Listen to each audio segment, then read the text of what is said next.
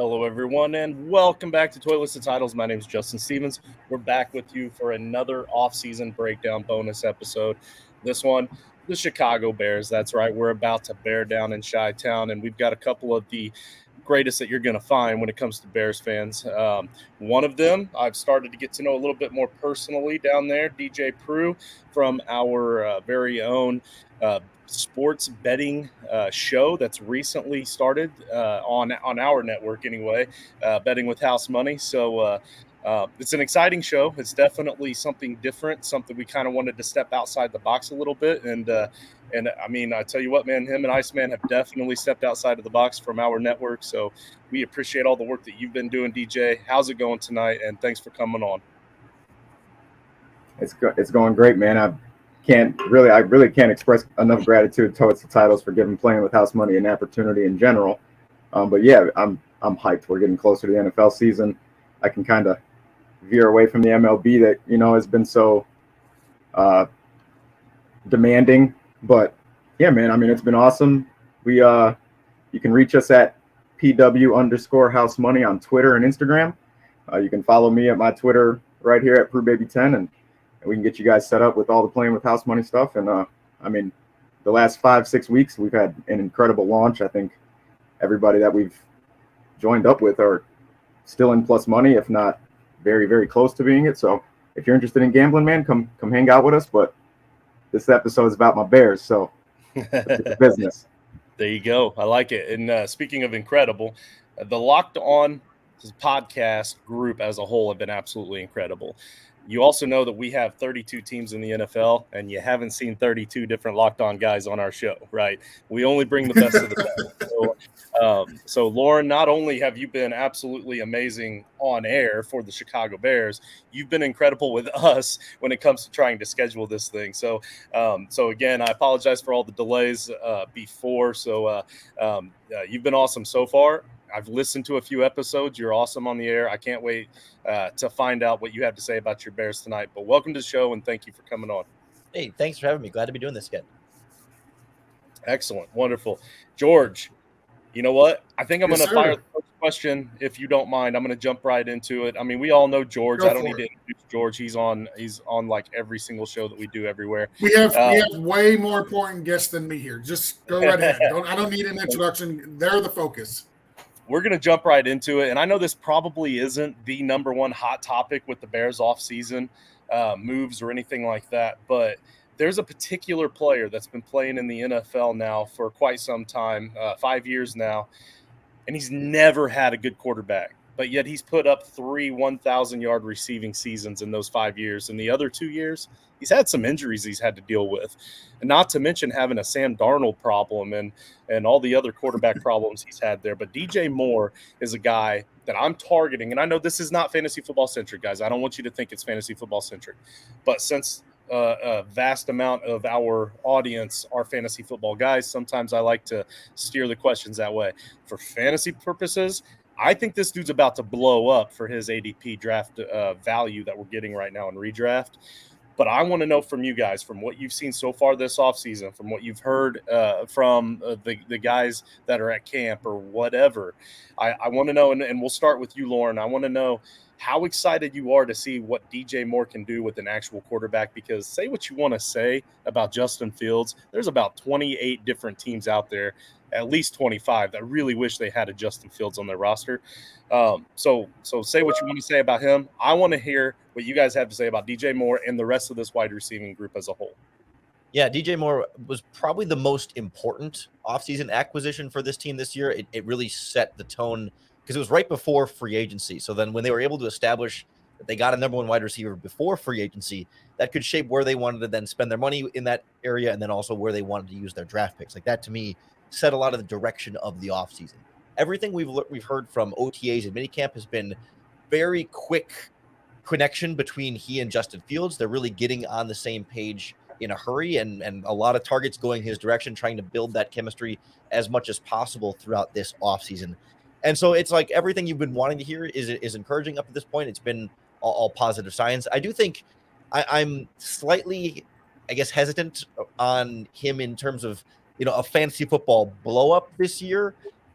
I think the Bears offense is certainly going to be better than it was last year in terms of production, but I don't think DJ Moore is going to come in and be, this single season franchise record type year for the Chicago Bears by any means. I think he'll push for 1,000 yards, kind of like his usual standard here, but I don't think this Bears offense is necessarily going to be one that its success is measured in total passing and receiving yards. Like we're going to perform better. They're going to score more points. They're going to win more games, but it might not be 4,000 yards from Justin Fields to do so. I mean, they can rely on their actual running game and him as a runner, and the defense perhaps being a little bit better and being able to assist more to where, Justin Fields wouldn't have to throw for 4,000 yards to be able to have as successful as a season as they want him to. And that might not be the best measurement of how much success this offense has. So Moore's going to get his yards, but I think it's going to be more on pace with what we've seen from him throughout his career, even when he's had worse quarterbacks, and not taken any sort of huge step forward, at least not right away in this offense.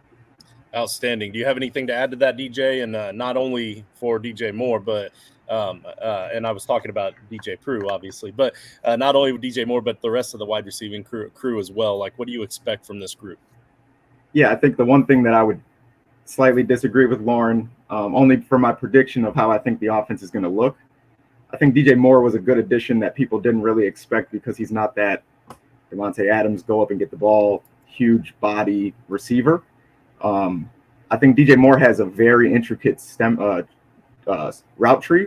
He has a lot of good stem routes, and the guys that he is next to in Chicago will really highlight that, especially given that he's done it in Carolina with guys that are, mostly speedsters, slots running down the seams. I think with Claypool, especially Darnell Mooney, and how much we can move them around, Scott, the kid they added as a burner. I mean, I think it's not going to be something that they fully focus on, like the 4,000 yards or just, airmailing it. But I think that there's a lot of potential in this offense just for the different positions. You'll see Moore go in, and you'll see him and Mooney, outside of the slots or move from outsides, go into the in slots. I think this is going to be a real year that you see Luke Getsy's value as a play caller. Last year it was shaky at times, and people started to question, what was going on. But I think the play call this year could really show that, they have all the capabilities in the world with this many things to pick and play.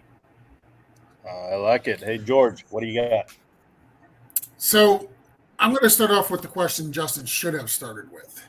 He jumped right into the wide receivers. He was looking at his fantasy team. He just got done with his Scott Fish draft. He's got DJ Moore in the Scott Fish Bowl. He wants to know if that was a good pick or not. That's why Justin went there. Honestly, I feel like I've been going kind of high on DJ Moore, and I still didn't get him. So somebody else out there is a believer too. So I've got the important questions over here. DJ, I'm gonna throw this one to you first because it's super important, and then Lauren, you'll get the follow up after him. What is your favorite player in Bears history? And you cannot say Walter Payton or Mike Singletary. Mike Brown. Why? Mike Brown was my favorite Bear as a child. He played safety. If you're not familiar with the Bears back in the early 2000s, he played safety. Dude wasn't scared to come up and hit anybody. Unfortunately, some injuries, cut his career short. But I think, favorite Bear to watch as an all-time Bears fan just growing up, I think it'd be Mike Brown. And then you'd probably have to say something like, Devin Hester. I'd even say Johnny Knox. I'd say shout out Johnny Knox. He was another small receiver. I used to love watching him burn down the field. How about you, Lauren? Yeah, you took mine at the end there. Devin Hester and Johnny Knox would have been the two players I would have gone with. Probably Hester is where I had to start first, though. Like that was me. That was where I fell in love with the sport of football. Really was watching Devin Hester return punts and kicks in that rookie season in 2006. So that was really what hooked me in. I mean, the most exciting player on the field every time he stepped on the field, and gave you a sense of every time that ball was in the air, you had a feeling that this one could be a touchdown. Like you had to kick away from Devin Hester in order to avoid the possibility of a touchdown. He changed the way that teams operated on special teams and helped change the way that the NFL, operated on the kick return game with different blocking rules. With Dave Toub, the special teams coordinator, was the master of those wedge blocks that they ultimately ended up taking out of the rule book. And the league sort of legislated out what he was able to do as best as they could. And he was still productive late into his career. Even when he went on to the Falcons, he had a touchdown, I think, or so that year. Absolutely belongs in the Hall of Fame, should be in the Hall of Fame sooner rather than later. But Johnny Knox is also a very, very good very good pair there. And Mike Brown is criminally underrated in Chicago Bears defense history. We talk about Urlacher and Briggs and Tillman all the time, but Mike Brown is right in that conversation, if not, I was not at the front of the conversation with Urlacher, but like second to Urlacher, I think is Mike Brown for me there. Briggs was his running mate, but like Brown was so pivotal to those early Bears defenses under Lovie Smith and before Lovie Smith, like to kind of get the foundation going. Yeah, Mike Brown in a Tampa too. I'll take him over a lot of people. I like it, and I really love Johnny Knox Jackass movies too, by the way. But hey, listen, everybody, there are some Twitter handles here on the screen if you're watching. Please make sure you go and follow those links on Twitter and follow the work that these guys are doing. I just realized that I was missing a couple of them myself, so I just took care of that myself. I expect you viewers, to all go out there and do the same thing. But while it was me, Justin. It was me. You weren't following me, Justin. I know. You finally got on some good guests. While you're out there supporting these guys, you're always more than welcome to support us as well here at the show. We've got a couple of different ways. Patreon.com/toylistedtitles, obviously. But the new big one is the Rival sponsorship here. JoinRival.com/Title Tribe. You see it right here under my glorious beard. JoinRival.com/Title Tribe. When you sign up there, you make your first deposit by using that link. Not only are they going to double your first deposit, they're also going to give you an additional $25 of bonus cash for gambling purposes. So if you're dropping $200, because they'll match up to $200, you're going to walk away with $425 of gambling money. And what degenerates like us out there do not like free money is, especially the guys that are already playing with house money. It's literally house money, right? All right, so I want to jump into Justin Fields because I found a little article here on CBS. I know, I get it, it's CBS, whatever, but sometimes they do good work. But this time, I think they dropped the ball in this one. They've got Justin Fields listed as the 16th best quarterback headed into the 2023 season. 16, so that's halfway, right? Like they think that half of the quarterbacks in the league are better than him. So I guess I just kind of made up this question because 16 seems a little low to me. I believe I started with Lauren last time. I'll start with DJ this time. I want you to tell me why CBS is full of crap and they need to hire new guys to do their articles for them.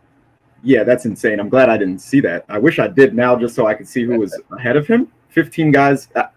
I think Justin Fields, I think the media has really shaped what people think of him, especially with rankings.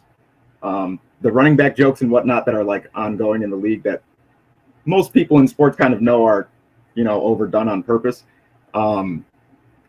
They need to go online. You can go on Twitter and search his name at any point. There's about a 4-minute video of him just throwing absolute dimes that not many guys, let alone, still kids in offenses are making. So 16 guys, 16 is outrageous. I think he makes a run for top 7, top 5 guys in the league this year if everything goes together.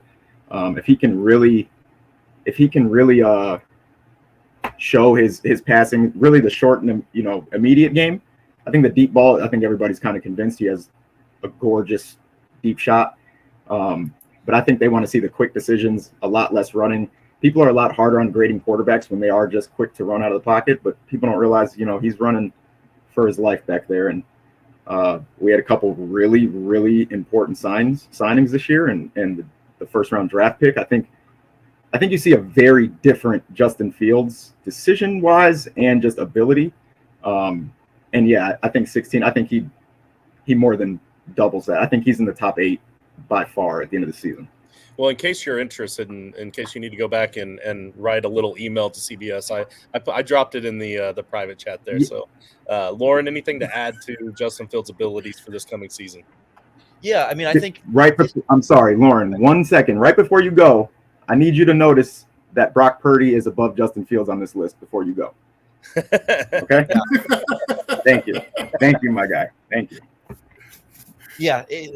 Listen, it's so much of this is like, is it based off of just what we saw last season? Because I'm with you 100%. Like, yeah, this season Justin Fields is going to be much better than the 16th best quarterback in the NFL. And given that he had very little of anything to help him around him last season, he played closer to that kind of range because for reasons that were largely outside of his control. And that's, to me, that's like the that's the thing I'm looking forward to the most this season is like the Bears have done enough this year where it's not the best supporting cast in the NFL by any means, but like he's got good wide receivers now. He's got a good offensive line now, good backfield, some depth at tight end, and a play caller that you feel like you got some confidence in. Like there no longer will be any sort of excuses or explanations for Fields' play. Like we're going to see what Justin Fields is and isn't this season. We've seen flashes of greatness and all the faith in the world that he can continue to make those more the regularity. But like as you mentioned, like sometimes some inconsistency in the short and underneath game. And what I've always said is that Justin Fields makes the difficult things look easy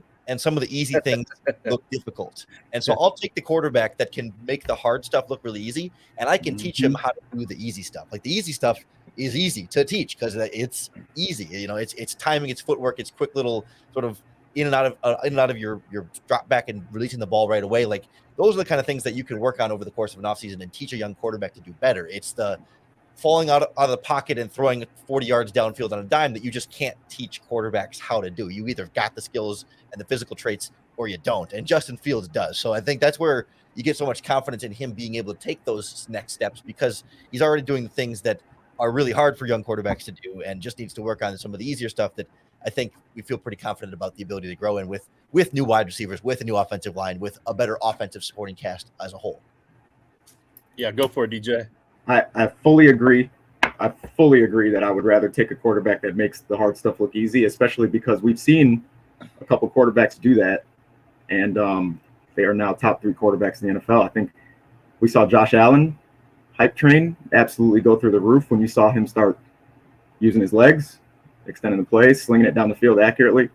And then, the consensus number 1, Patrick Mahomes is the magician back there. And I think people don't realize when you have the choice between running the ball or just extending the play, it's a lot different of an athleticism level from your quarterback, especially the maturity that you're going to see as well. I think if people do see him go for 4,500 all-purpose yards, I think it's going to be a lot more passing than people tend to believe. And I don't think there's anything stopping him from doing that now that you have 2 receivers. You can run all your underneath routes. You have Chase Claypool. You got another burner. You have all of your route tree at your disposal. I think you could easily see him go for 4,000. He might not need to. Yeah, very good. Like, I don't feel like, we absolutely have to justify Justin Fields, but I'm glad we had the opportunity to anyway, because it was fun. So George, what do you got? So I want to talk a little bit about my favorite position on the field, and it's been a huge topic on Twitter today and in the spaces and whatnot. It was the day where running backs that were players that are franchise tagged last day to get that contract extension worked out, or they got to play under the tag. The running back situation for the Bears, they got Deontay Foreman, Khalil Herbert, and they drafted Rashawn Johnson in the 4th round this year. What can we expect from the running back position on the Bears? And I'll throw this one over to Lauren to start. Yeah, I would say I would expect it not to be, in some ways not super fantasy friendly, but also in some ways fantasy friendly in the sense that like one of Khalil Herbert or Deontay Foreman is going to be the quote unquote starter, but I don't think either one is going to be like the true workhorse back. But at the same time, both could be productive enough to be valuable like fantasy football players. So it's kind of a weird. It's neither like nice and cut and dry and even, but also could still work in both ways. Like I think back to 2021 in Green Bay with Luke Getsy when Aaron Jones started, I think all 16 or 17 games or most of the season, and AJ Dillon got 0 technical starts. But Dillon actually finished that season with a few more rushing yards than Aaron Jones did. Like they were both right around 1,000 yards, but Dillon was the backup all season long and never started the game. And Aaron Jones was like their season-long first carry of the game starting running back. But both were incredibly productive, and it was really a true 50-50 split in the backfield. And they prioritized running the ball and some heavier personnel, and I think that's what the Bears are going to do. And they go out and sign Rob Tonyan to pair with Cole Kmet. I think we're going to see a lot of 2 tight end sets and a lot of running the ball still and trying to make that still a big part of this offense. Not have to be so much pressure on Justin Fields to have to throw and have to do everything with his legs and have to carry this team as much as possible. So I think this Bears running back field is certainly going to be like the most exciting training camp battle, but I think it's a little bit of a moot point as to whether or not Herbert is the starter or Foreman is the starter, because I'm guessing we're going to see a lot of both. And then maybe Roschon Johnson or Travis Homer get some snaps in there too, especially on third downs. Both of them are a little bit more reliable in the passing game and the blocking side of the running back position than either Herbert or Foreman, that are more true, first and second down type backs. DJ? Excellent. Anything to add there, DJ? Yeah, the only thing that I would say is what I expect later in the season. I think people forget D'Onta Foreman, this is going to be his third team. I think we don't see things that, coaching staffs and teams do. I think he is going to start as the two guy, the RB2 in the beginning of the season. But I think Roschon steps in fairly quickly. I think I'd be surprised if I don't see a lot of Roschon by week 7, week 8. And Khalil Herbert, how they would want to use him is kind of up in the air for me. I don't really see how I don't see them giving him 18, 19 touches, a game, even though they very well could. I mean, the guy started even just his first start last year. I mean, what was it? Almost 300 all-purpose yards or something. It was insane. I know he got 19 carries and over 100 rushing yards for sure. He had a few big ones too. It's just, he is such a big play, just a playmaker every time he has the ball. I think they're going to try to take advantage of that as much as, how Green Bay would Aaron Jones. But I think Roschon's going to end up turning into that Aaron Dillon more than D'Onta Foreman does later in the season. I think there's going to be a reason we see him turn into a little bit of a journeyman. And I just don't see Roschon's potential being overlooked. I think the faster that they get him up to speed with this offense and the faster they get him up to speed with the overall speed of the game in the NFL, I think this kid's going to be a draft gem. And, I think week 8 would actually be a little late. I think we'll see him well in the rotation. All right. Week 5, week 6. Right on. I like it. So since I've got you already on the solo layout here, you're the guy earlier that mentioned that Justin Fields was back there in that backfield running for his life pretty much last season. So did the Chicago Bears do anything this offseason to that offensive line to make you – I see the grin already. You already know where I'm going. Well, just take it away. Take it away. Did they do anything to make me excited for the offensive line? They did a couple things. One, interior. We got Nick from the Titans. And then the first round draft pick, Darnell Wright. I think he's going to be a perennial Pro Bowler for years to come in the NFL. That right side is going to be huge for us this year. We had a lot of interior issues last year, but we had a lot of issues on the interior and the exterior. We didn't really know what the center position was going to look like after the draft. And I think Poles really, besides the D-line, I thought we'd go a little heavier on the D-line. But I think what we did in the trenches on the offensive side is enough to keep Justin Fields upright long enough for an NFL pocket. I think him having more than 2 seconds to even see his reads are going to be huge. But I think they did plenty in the offseason for us to at least be competitive, a lot more competitive than last year, especially with, we had more than half dozen or so one-possession games last year. I think we got a lot better than one possession this offseason. So I think there's going to be a lot of people that are backpedaling. Right on. I like it. And with Justin Fields' quickness, you only need really a couple of good seconds, right? Right. Anything to add to that, Lauren? Yeah, I will say that the Bears were 1-7 in one-possession games last season. In games that they won or lost by 7 or fewer, 8 or fewer points, they were 1-7 in those games. So a good chance that those start to turn into wins instead of losses. But to me, with the offensive line, the thing I've been most encouraged about with all the moves that DJ was talking about there was that it was the first time in what feels like decades, which probably hasn't been quite decades, but it feels like it's been a long time since we've had an offseason where at OTAs and minicamp, your starting 5 offensive linemen were set in place. There's no competition for the starting jobs. There's no moving guys back and forth to figure out, okay, is this guy going to play on the left side or the right side? Is this guy going to play guard or tackle? Even when you know who your starters are probably going to be, they're still moving guys around and trying things here and there. And it ends up being late in training camp before they solidify a starting lineup for those 5 guys to all play as one gelled offensive line. No, this year they figured, okay, left tackle, left guard, center, right guard, right tackle. These are the 5. Learn that spot now, lock it in, master it, and get as comfortable as you can with the other 4 guys on the line around you so that by week 1, they will all have been practicing together for months instead of weeks. Outstanding. George, what do you got for him? So you took my thing. I was going to ask about the offensive line, which is fine.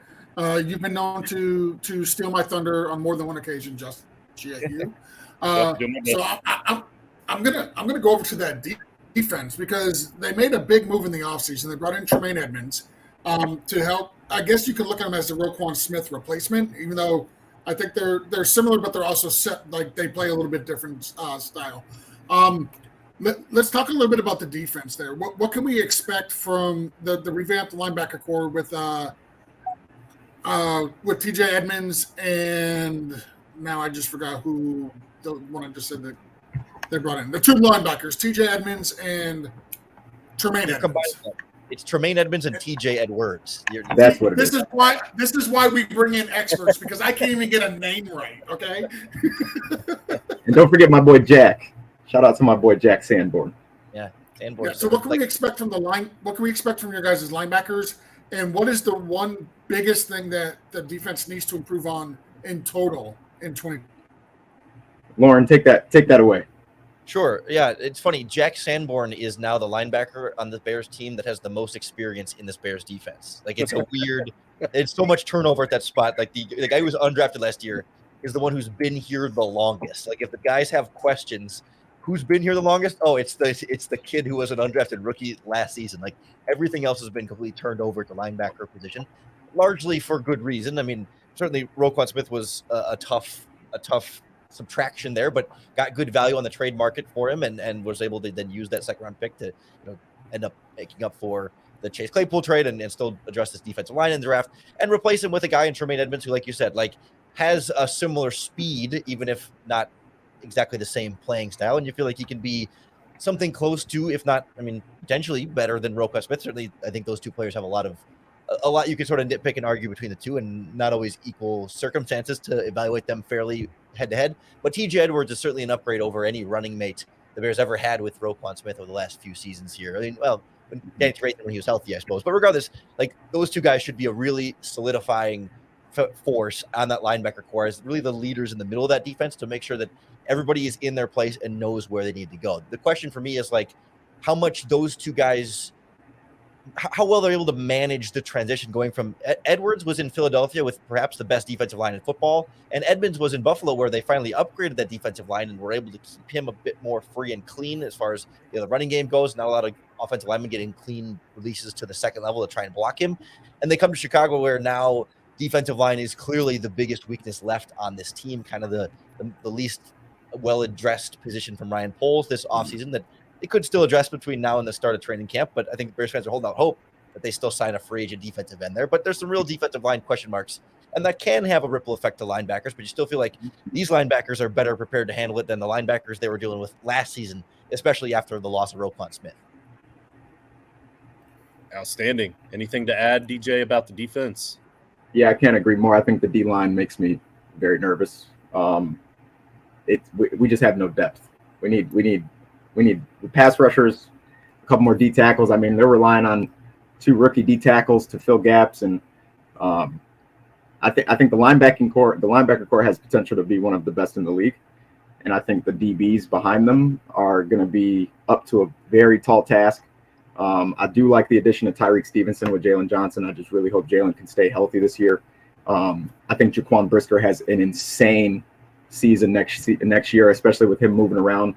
I think the one difference Tremaine Edmonds really adds for us is he's just so much faster and more versatile. So like we're not necessarily stuck with having him have to play, off ball middle. And I think he adds another level of creativeness with Brisker, with Edmonds, and then with Sanborn having such good game speed. And we're going to have to really get creative with that D line. I mean, Trevis Gibson and DeMarcus Walker, they're good, but to be premier guys on this team, it's just going to be a very tall task. So defense worries me a little bit, but yeah, hopefully the linebacking crew and the back four can really hold their own. So there we go. So let me follow up with this then, and I'll throw this to you first, DJ. If you could take any 2 players from any of the remaining 31 teams outside of quarterback and put them on the Chicago Bears, you can grab any player you want, doesn't position, but they cannot play quarterback. What 2 players would you take and why? Aaron Donald and Max Crosby. I would take Aaron Donald and Max Crosby. I think a premier interior and then a premier pass rusher combo where you don't know who you're going to double, or you have to double one of them. You're going to have to try to run a lot of zones, a lot of traps. It just wouldn't work with this linebacking crew, especially with Brisker in the box. I think that would make this defense look like a completely different defense on paper. Obviously, those are two prime-time premier players at that position, but I mean, we've had some high draft picks in the last 10 years, man. There's no reason we shouldn't be able, besides the Khalil Mack trade, obviously, but there's no reason we should have this less of depth at one of the most important positions in football. I think it would be Aaron Donald, Max Crosby. I think I'd actually probably take the Bears Super Bowl bet on DraftKings as well if I could get those two guys. How about you, Lauren? Yeah, Aaron Donald was the first name that popped into my head too, for sure. I mean, just best interior defensive lineman in football by far. I was trying to think after you said him, like another like young, really good interior defensive. I mean, like they all just pale in comparison. So I can't go to a good. I mean, there's other good Jordan players. Davis. Yeah, Jordan Davis. Yeah, or like Chris Jones or whatever. Like there's, but they're not quite Aaron Donald, but they're good. But then I would have gone Nick Bosa, but again, we're nitpicking. Like Bosa versus Max Crosby versus Myles Garrett came to mind too. Like one of these big, strong defensive ends. I might even consider two of them. Like just go Crosby and Bosa. Like as great as Aaron Donald is, like I'm more worried about. I would rather have like two great edge rushers here. The Bears have two young. They drafted both young defensive tackles, and they're more projects, and they're going to need to be better. And certainly, again, it's nitpicking there, but to have two premier edge guys in this defense, I think would really go a long way. And I'm more concerned about the edge than the interior. Like Andrew Billings and Justin Jones as starters are both average-ish, and the two starting defensive ends I think are slightly below average. So, but certainly one of each would probably be preferable. But I could see two defensive ends as well. The reason I asked that question to us is because it gives a little bit of insight without you actually coming out and saying this is the biggest need for the team. Like you addressed that question by bringing in two guys who play the defensive line, which tells me and anybody watching that is the weakness for the Chicago Bears right now. In your opinion, is that defensive front. So that's why I like to ask that question to all the guests. And DJ, you started that one, so I'm going to ask the next question for Lauren. There's one player over on the offense that we didn't talk about that I'd kind of really like to bring up. So for wide receivers, usually it's that third year is kind of like the big breakout year. Well, everybody likes to say that for tight ends, a lot of times it's that fourth year. We're going into the fourth year for Cole Kmet right now, and last season he had a career-high 7 touchdowns in one season. He also showed a lot more athleticism. Even though he had 10 less receptions from 2021, he had a higher average. Again, 7 touchdowns over the previous 2 he had in the entire first 2 seasons with the Bears. I'm looking for a real potential for Cole Kmet to break out this season, and I don't think that having Robert Tonyan there is necessarily going to hurt those prospects. Are you hearing anything, Lauren, out of camp, or have you seen anything that might suggest otherwise, or are you also kind of excited to see what Kmet has to offer? I feel like we've been waiting for the Cole Kmet breakout season for 3 seasons in a row now, and so I'm hesitant to go all in on it. And to me, like this year, especially, like it's not even about a lack of faith in Cole Kmet specifically, but just like when you add DJ Moore and Chase Claypool wasn't here until halfway through last season. All of a sudden, there are a lot more mouths to feed in this Bears offense, and DJ Moore is going to get his for sure.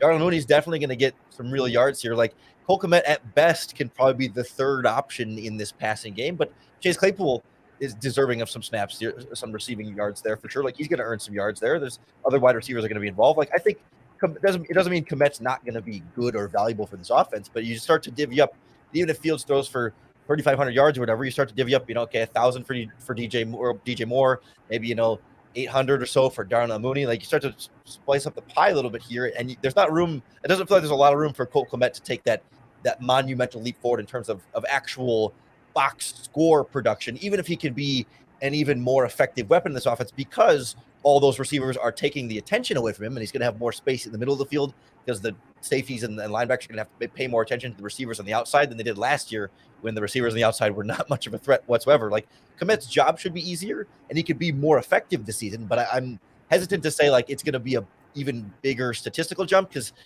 when you add so many other weapons around him too, like they're gonna eat up a lot of the volume here too. But I still think he'll play well. Just maybe not like the big leap forward in numbers. Very fair. That's an insight that I wasn't expecting. I like that. I like the honesty there. Anything to add, DJ, about Cole Kmet or even Robert Tanyan's introduction to the team this season? Or which, by the way, I always love it when players go from a divisional rival to another. I mean, at the very least, we know that Robert Tanyan's going to have 2 really good games. Yeah. I tend to hate it because it's usually guys going from Chicago to Green Bay or Chicago to Minnesota, but we'll take the wins when we can get them. Green Bay, thank you. I agree with Lauren completely. I don't think Cole Kmet takes a huge leap.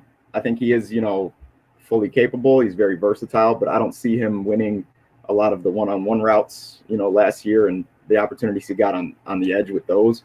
I think he's a big body. As long as his hands are true, Justin's going to look for him, especially in the red zone. But he's going to have to make use of his opportunities for real. And I think it being his 4th year, he knows that as well.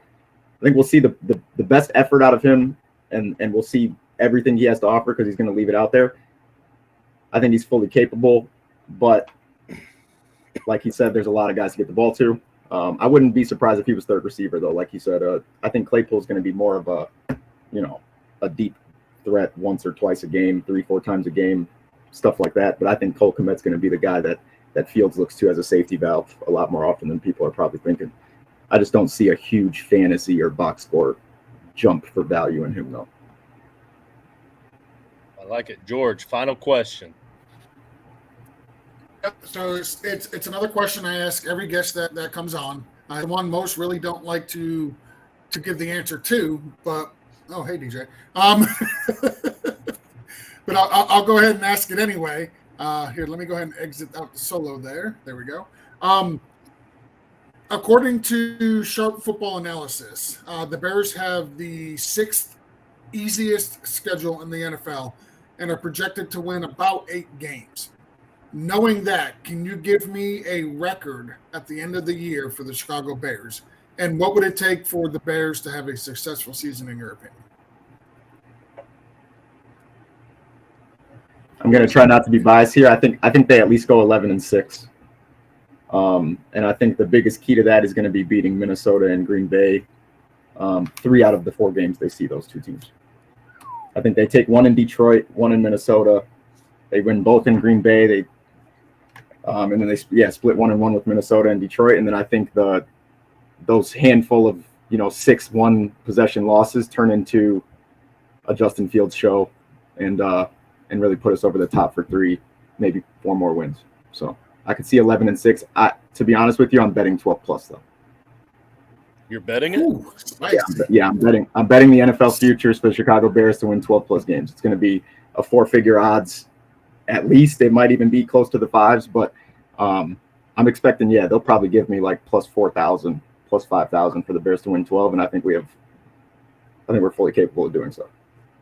Sweet. So 12, he's paying 12 games, Lauren.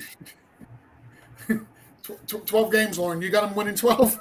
I'm not quite there. I mean, I can certainly I see the path there for sure. Like if things click for Justin Fields, and it is a relatively easy schedule on paper as we look at it in July. Certainly a lot can change between now and then. And this is as wide open as the NFC North has been in my lifetime and probably in many people's lifetimes. Like I do not have a lot of faith in the Green Bay Packers. The Minnesota Vikings are in like a half rebuild, half trying to keep things going. They don't know what their identity is at this point. And to me, the Lions are a candidate for regression a little bit here that I don't think they're going to take a big step forward. They might be as good as they were. Like they're another 9-ish win team for me again this year. Like they're not going to be a leap forward and clearly run away with this division either. So like this is as open as it's been for the Bears. And if Justin Fields can really dial it all in and take that next step, if the receivers are as good as advertised and the pass rush can find a way to pass rush, that's to me, that's one of the big things that keeps me from hitting the double-digit number there is like if they sign a Yannick Ngakoue or a Justin Houston or something before training camp here, that's easily worth a full win on the schedule for me with how bad this pass rush is. I'm hovering around the 8 or 9 game mark. Like I lean towards 9, especially if they add a pass rusher. They'll be in the competition for that 7th wildcard spot for sure.